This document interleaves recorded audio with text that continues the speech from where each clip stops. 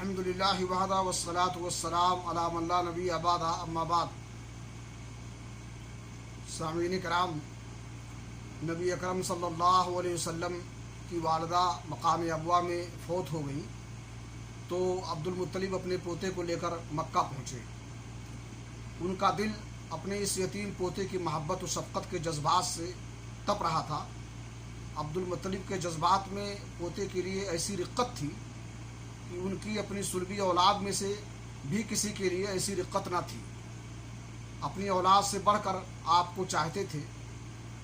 ابن ہشام کا بیان ہے کہ عبد المطلب کے لیے خانہ کعبہ کے سائے میں فرش بچھایا جاتا، ان کے سارے لڑکے فرش کے ارد گرد بیٹھ جاتے، عبد المطلب تشریف لاتے تو فرش پر بیٹھتے۔ ان کی عظمت کے پیش نظر ان کا کوئی لڑکا فرش پر نہیں بیٹھتا، لیکن رسول اللہ صلی اللہ علیہ وسلم تشریف لاتے تو فرش پر بیٹھتے۔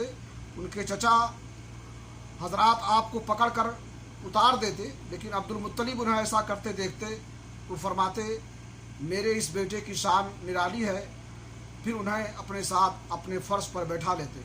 آج کے درس میں انہی باتوں پر اکتفا کرتے ہوئے اللہ رب العالمین سے دعا کرتا ہوں کہ اللہ تعالی ہمیں نبی کی سیرت اپنانے کی توفیق عطا فرمائے۔ تقبل یا رب العالمین۔